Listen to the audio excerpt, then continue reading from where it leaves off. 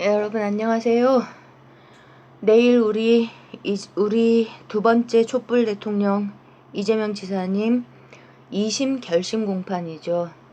이제 우리가 이제 정신없이 바쁘게 살고 이러다 보면은 많은 거를 지나가면 까먹잖아요. 그래서 다들 아시는 것일 텐데도 지금 거의 1년 넘게 18개월 이상 뭐죠? 한 20개월은 돼가나요? 어쨌든 이 머리 긴 김갑수 씨가 김대중 대통령급으로 정치적 탄압을 받고 있다. 이재명 지사님이 아니면 김대중 대통령님보다 더 심하게 받고 있다고 표현하셨나? 어쨌든 우리 이재명 지사님과 관계된 이 4대 모략질, 조작질을 쭉 지나간 거를 정리를 좀 한번 해보고 싶어서요.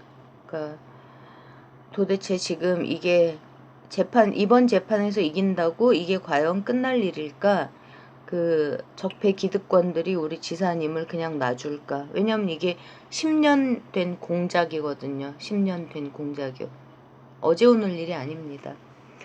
그나저나 우리 최인호 씨가 제가 이제 퇴출 잘린 주제에 혼자서 최인호 씨 거의 아까 방송을 들으면 들을수록 더 매우 대단히 죄송하지만 진짜 귀엽기도 하고, 그러니까 최인호 씨가 워낙에 숨기는 거가 없는 분이기 때문에 전면적으로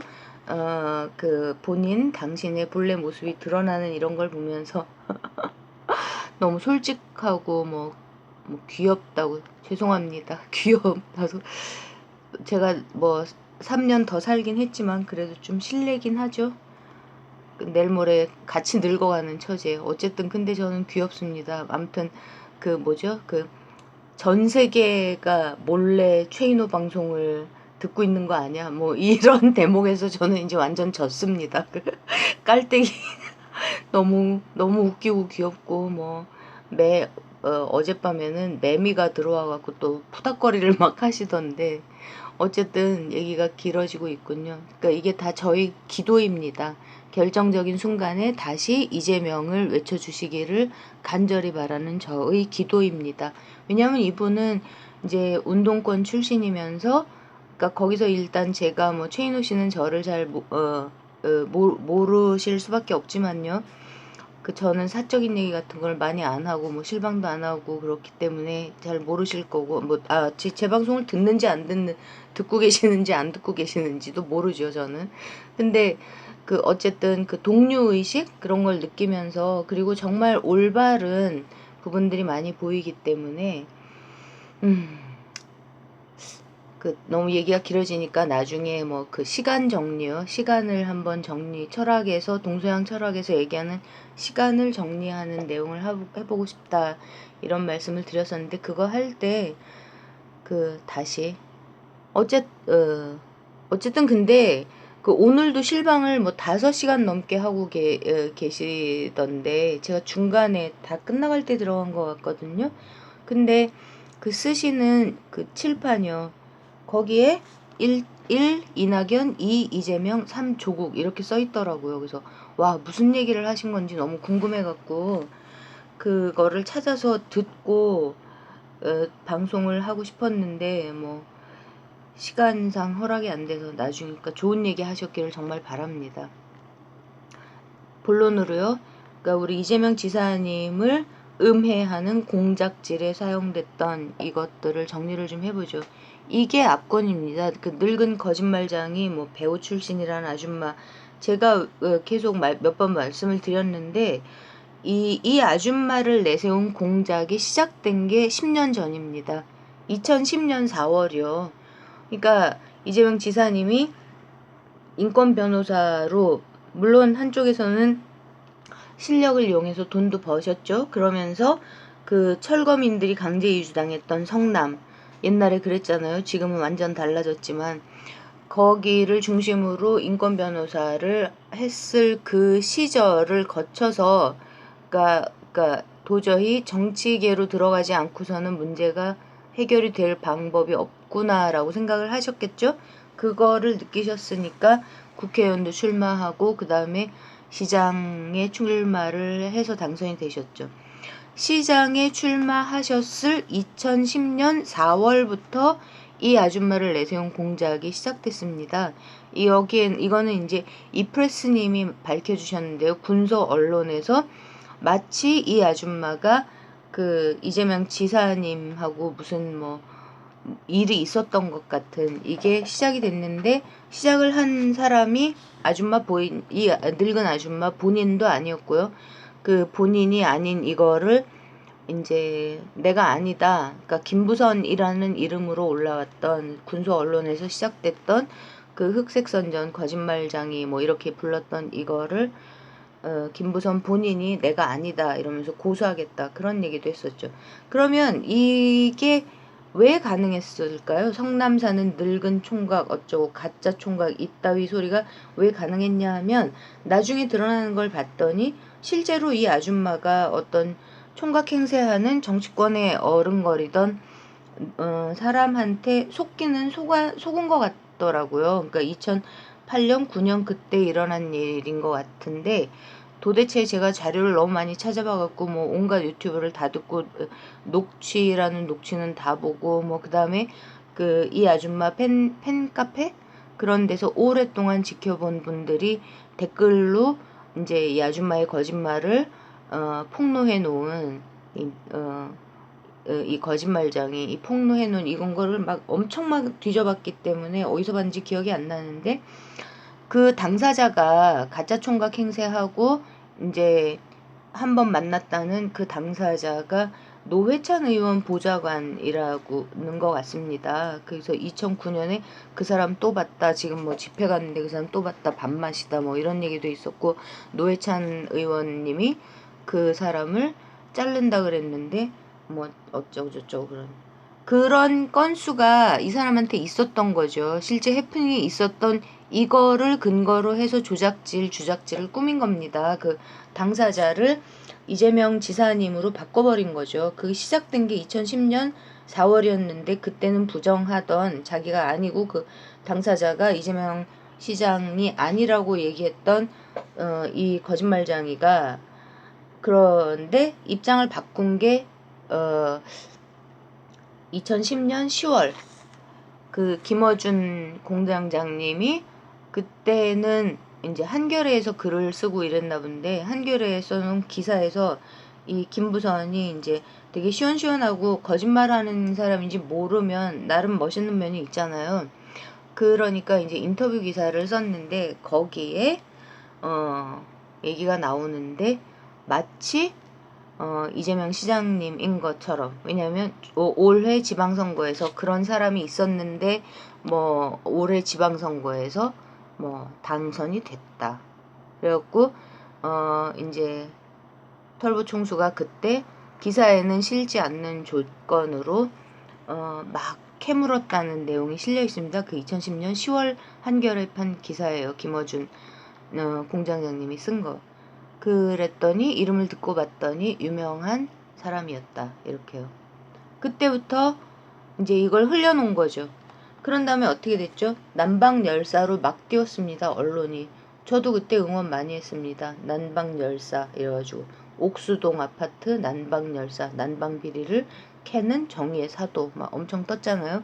이 사람이 왜 그렇게, 그것도 결국은 최근까지 진행되고 있는 모든 그 폭행 사건, 뭐 경비 아저씨한테 신체 특정 부위를 어떻게 했다 이 아줌마가, 그 다음에 뭐 그 같은 그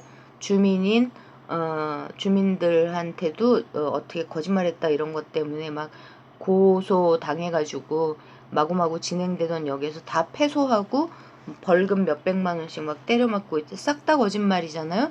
근데도 왜 언론에서 이 사람을 키워줬을까요? 저는 그 이명박근혜의 그 세력, 그러니까 적폐기득권, 토착 외구 세력의 공작, 장기적인 공작, 이재명을 혹시라도 만에 하나 이재명이 너무 심하게 크면 주저앉히고 잡아뜨리고 밟아버리려는 공작질의 연장선 속에서 이 사람을 키워줬다고 생각을 합니다. 그렇게 엄청나게 크고 난 다음에 계속 속고 있던 김어준과 주진우, 저는 장기간 속았다고 봅니다. 이 아줌마의 거짓말에. 그렇게 진행이 된 거였죠.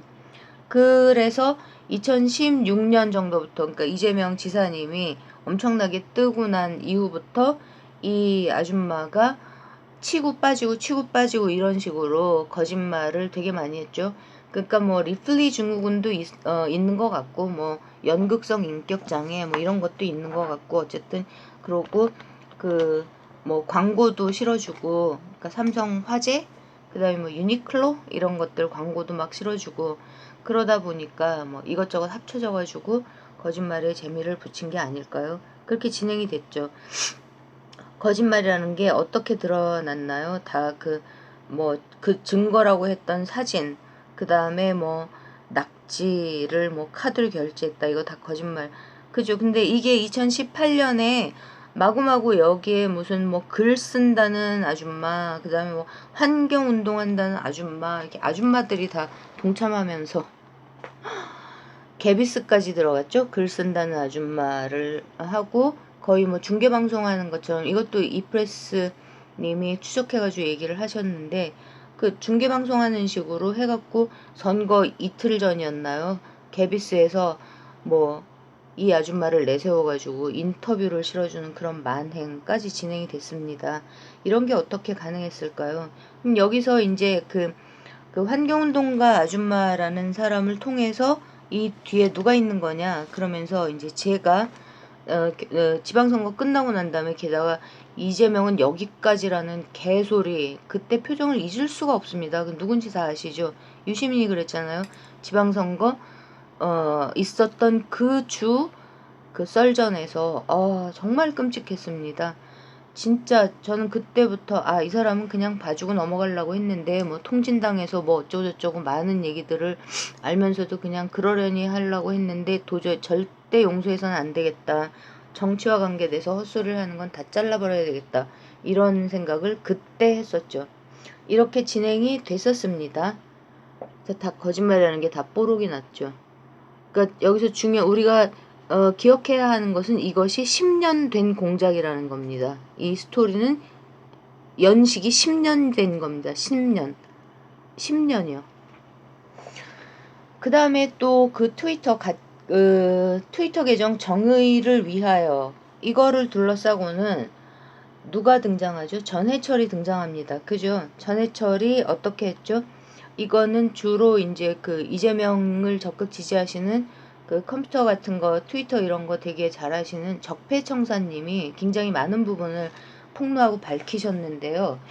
이 휴명 계정이었던 그 정의를 위하여라는 여기를 해킹해서, 누군가가 해킹을 해서, 그러니까 작년 3월부터 지방선거 준비를 하면서 그 계정을 해킹해가지고 뭐 전화번호, 뭐 그 등록하는 전화번호, 이메일 이런 등등을, 그러니까 그때 휴명 계정이었던 그거를 그때 이제 막 바꾼 기록들을 다 캡처를 해 놓으셨습니다. 그 적폐청사님이요. 지금은 이 계정은 활동을 안 하고 있겠지만요.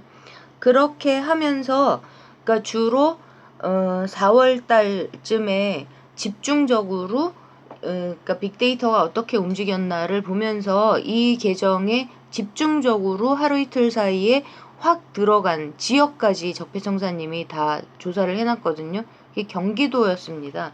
그 전에 전해철이 뭐 자기를 지지하는 뭐 인터넷 댓글 부대인지 뭔지 그런 발대식 같은 거 하고 난 다음에요. 그러니까 그렇게 하고 거기에다가 무슨 나중에 문제가 되는 많은 말도 안 되는 얘기들을 하면서, 거기에 전해철이 뭐 자한당과 손잡은 이렇게 썼나요? 그게 전해철에 대한 비난성 글도 하나 집어넣고, 그게 집중적으로 그러니까 그 쭉 활동이 없다가 그때 들어가서 막 집어넣어졌다는 이런 얘기가 있었죠. 그게 다 규명이 됐죠. 그러면서 이후로 그것만이 중요했던 게 아니라요. 그렇게 해킹을 하고 다 다운을 받아서 분당경찰서에 누가 넘겼겠느냐, 그걸 누가 했겠느냐라는 그 의혹의 주범이 그 해킹해서 이상한 내용들을 마구 심은 그런 쪽이 아니겠느냐라는 그 강한 근거가 있는 의혹이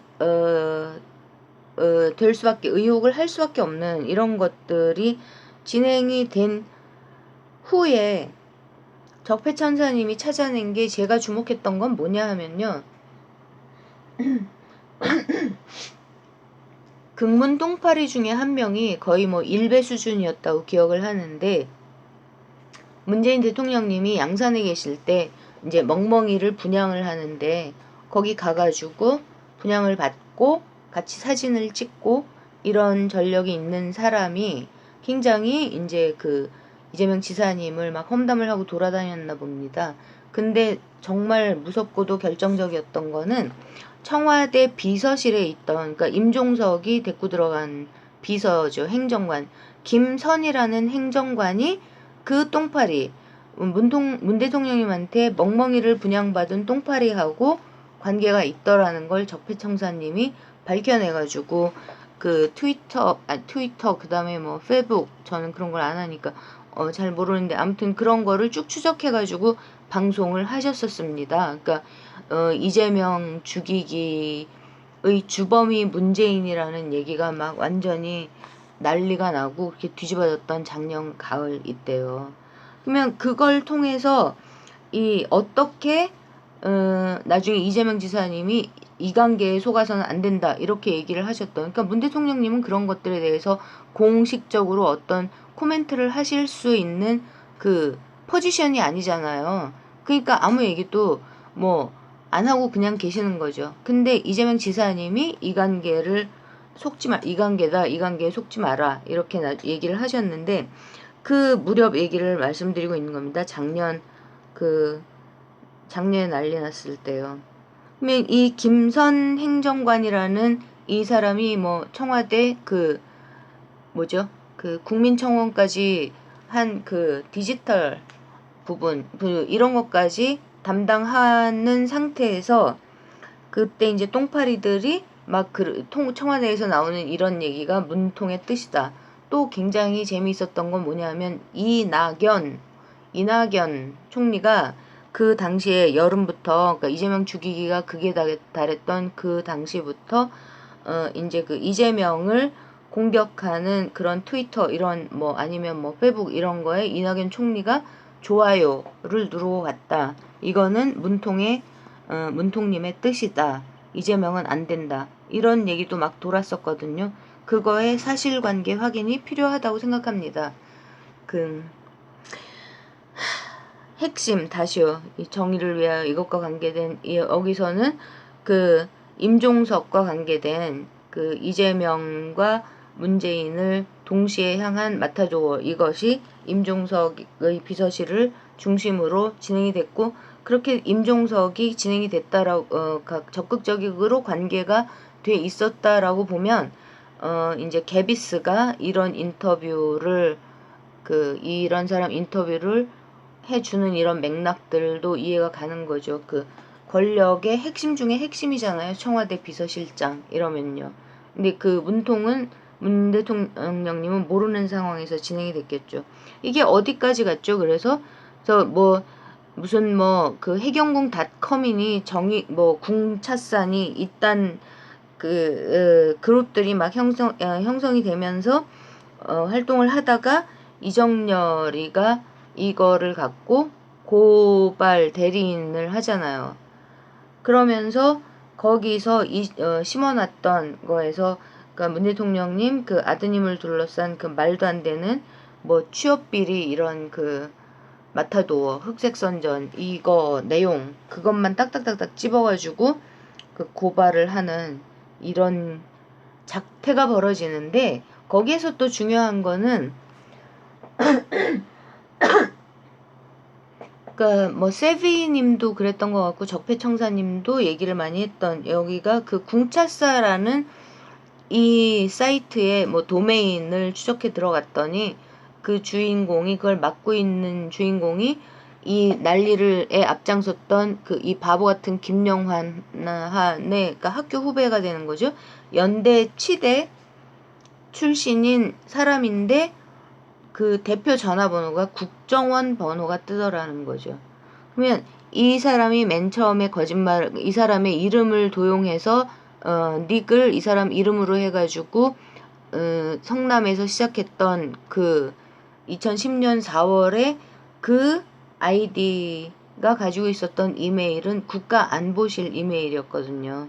국가안보실 이메일. 그 다음에 여기서는 2018년에 조성됐던 궁차사라는 쪽에서 나오는 국정원 도메인. 그러면은 이때는 국정원이 이미 이제 문재인 대통령님의 서훈 국정원장이 장악을 공식적으로는 장악을 했지만 움직이고 있는 이거 일일이 누가 하는지 이거를 찾아서 해결을 하셨을까요? 어쩔까요? 지금쯤 이렇게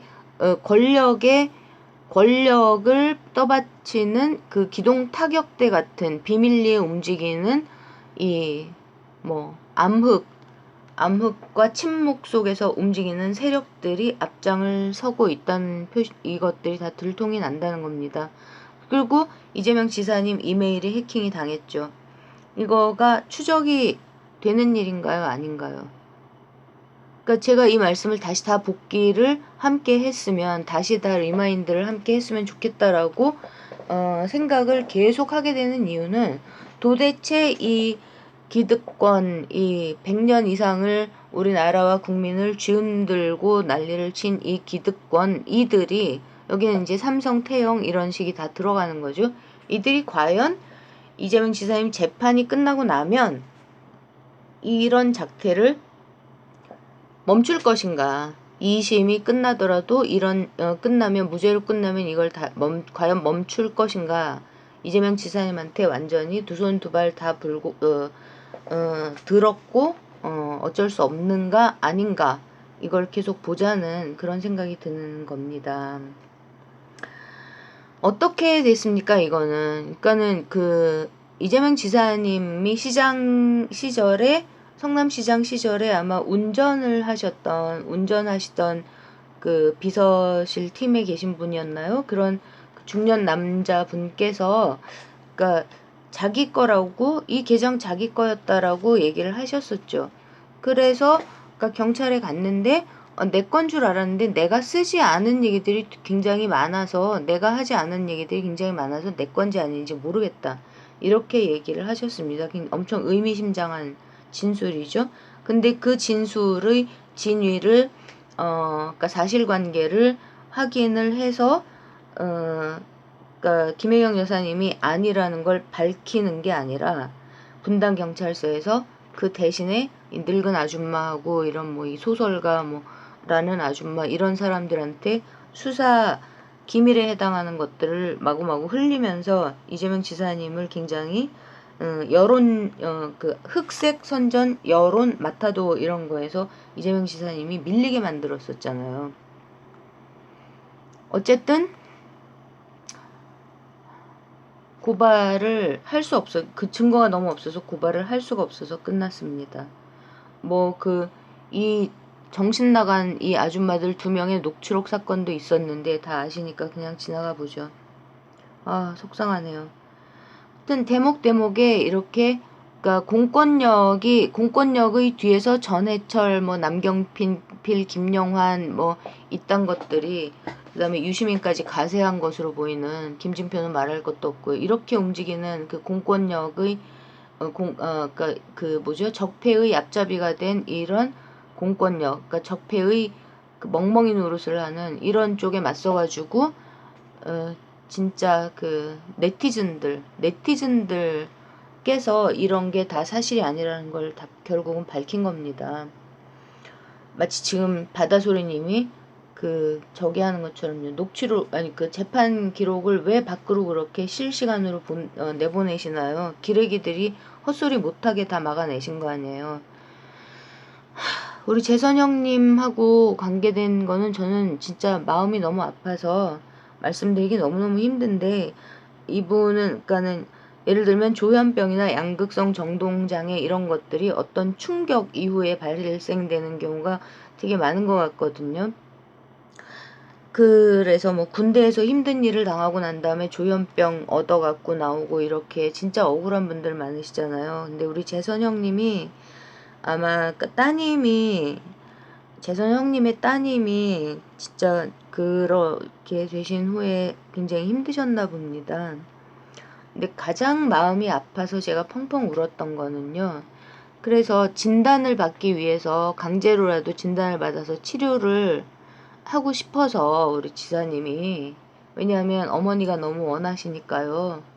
그렇게 움직이다가 공무원들이 너무 괴로워하고 이제 그 힘들어하고, 왜냐하면 막 새누리당 막 얽혀있고 그 박인복이라는 양반이 나서갖고 막 새누리당하고 같이 돌아치고 이러면서 너무 골치 아파지니까 공무원들이 힘들어하는 걸 보고 중단하셨잖아요. 이번 강제 진단을 위한 절차를 밟으려고 계속 회의를 하고 담당자들하고 얘기를 들어보고 이러다가 중단을 하셨는데, 그 중단을 하셨다는 얘기를 어머니께 말씀을 드렸더니 어머니께서 그럼 우리 재선이는 어떡하라고 그러셨답니다. 이게 이제 재판에서 우리 지사님이 진술하신 내용이죠.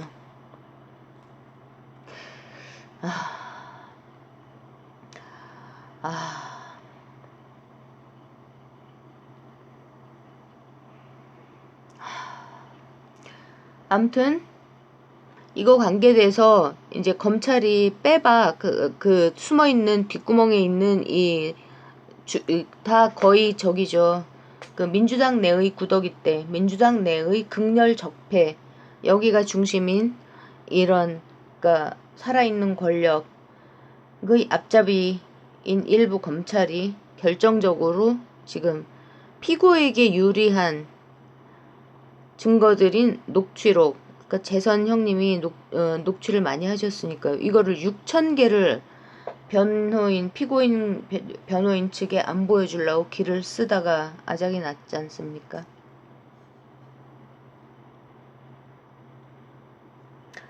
그 탄원서 제출하러 1심 때 대구 박운규 님이 탄원서 이제 그 뭐죠? 그 온리 이재명 측에서 그 탄원서를 제출을 안 한다 그래가지고 깜짝 놀래갖고 이틀 동안 하루 반을 탄원서를 모아가지고 마구마구 득달같이 올라왔었거든요. 대구 박운규님이요. 행동하는 양심 쪽에서. 근데 나중에 뭐라 하시냐 하면 그거를 그날 제출 안 하고 그 선고 당일날 그냥 올까 하고 계셨대요. 그러니까 대구니까 얼마나 오가는 길이 멉니까, 여러분. 근데 그 탄원서 서명하는 그 명단에 어머님 성함이 있었대요. 그 어머님이 서명하신 걸 보고 그날로 올라오셨다고 그런 얘기도 했었습니다. 제가 제일 걱정하는 거는 사실은 이쪽입니다. 지금 더 이상의 증거나 증인이 나설 필요가 없기 때문에 우리 너무 감사한 용디도사님이 이제 이재명 지사님 적극 지지하면서 계속 재판 보도를 막 해주시는데 재판 새로 생긴 코너 거기서 얘기를 하시는데 이거가 지금 이제 문서 중심으로 2심을 진행 중이라고 얘기를 하더라고요. 여기서는 이건 지사님이 어떻게 표현을 하셨냐면 재판 과정에서 1심 재판에서 우리가 차를 살 때 자동차 차 사는 거에서 계약서에 사인하고 나면 나 차 샀어, 차 뽑았어 이러지, 실제로 한 달 후에 잔금 다 내고 난 다음에 집에 차가 배달되고 난 다음에 나 차 샀어 이렇게 표현하지는 않지 않느냐, 그런 뜻이었다 이렇게 진술을 하셨죠. 그게 맞죠. 상식적이고 그게 맞는 말씀이시고, 대장동 관련됐던 그 불법 유찰 이런 것들을 못하게 해가지고 시민들에게 5천억이었나요? 엄청난 돈이 돌아가게 만드셨는데 그 액수는 실제로 더 늘어나고 있다고 하죠. 그런데도 저는 이것이 이 모든 것들이 다 근거가 없다, 근거가 도저히 있을 수 없다라는 게 다 밝혀진 이 상태이기 때문에 마지막 이걸 갖고 어떻게 사법부가 움직일 건지 만약에 3심으로 넘어간다면요. 그게 가장 걱정이 되는 겁니다. 그러니까 결국은 다시 제가 말씀드리고 있는 거, 우리가 지금 사법부라는 곳을 신뢰할 수 있나요? 사법부도 기득권의 직접적인 이해관계와 크게 관련이 없는 부분에서는 뭐 많이 양심적인 척 하죠. 예? 그죠? 요새는 그러고 있죠. 근데 적폐 기득권들, 우리나라의 1% 그들을 끼고 도는 신친일파들까지 다 합작해 있고, 그리고 민주당 내의 구더기 세력과 모든 것들이 다 쏠려 있는 그들을 비호하고 옹호하고 그들의 그 천민 자본주의인, 지금 현재 천민 자본주의인 우리나라 이 정치 경제 상황을 그 1%의 그 악랄한 기득권들이 계속 누릴 수 있도록 공권력, 국가 권력, 즉 국가 차원에서 철저하게 방어를 해주는 이쪽에 종사하고 있는 사법부는요. 그대로잖아요. 그대로잖아요. 그대로잖아요. 면 그 어떤 분은 그 용디도사님 프로에서 앞으로 2, 3년 후면은 뭐 토착외고 이런 말은 다 사라져버릴 거라고 얘기하시던데, 저는 들으면서 과연 그럴까요? 너무 지나친 낙관주의 아닌가요? 이렇게 혼자 속으로 반문을 했던 게요. 지금 우리 대통령님 진짜 열일하고 계시는데, 우리 머리 긴 김갑수 씨가 왜 이재명 지사님 내일 선거가 돼도 이재명 지사님을 찍을 거다라고 얘기를 하시냐면, 그러면 얘기하시는 게 그거죠. 그 이재명 지사님이 끝까지 파고드는 악랄함이라고 표현을 하셨던 것 같아요. 악랄함, 그걸 믿는다. 우리나라에서 그 친일, 식민지, 이 100년 묵은 적폐, 이것이 진짜로 청산되려면 이재명 같은 정치인이 반드시 필요하다. 이렇게 얘기를 하시는 거죠. 이재명이 아니라 만약에 뭐 이낙연이 됐든 뭐 박원순은 요새 명함을 못 내밀고 있는데, 그딴 인간들이 되면 차차기의 조국도 없습니다. 저는 이 두 분을 지금 꽉 믿는 건, 본인의 맞고 틀리고 다 떠나서 본인의 권력 의지라는 게 본래부터 있었던 분들이 아니었고, 권력 쟁취를 위해서 정치를 시작한 분들이 아니었고, 나라와 국민을 정말로 사랑하고 국민을 위해서 정치를 하고자 하시는 애민 사상, 국민 중심주의 사상, 그리고 우리나라의 주권, 우리나라의 나라로서의 주권을 지키고자 하는 그런 마음이 너무너무 철석같이 크신 분들이기 때문입니다. 그래서 저는 믿습니다. 그 마음 때문에 절대 타협을 안 하시는 거죠.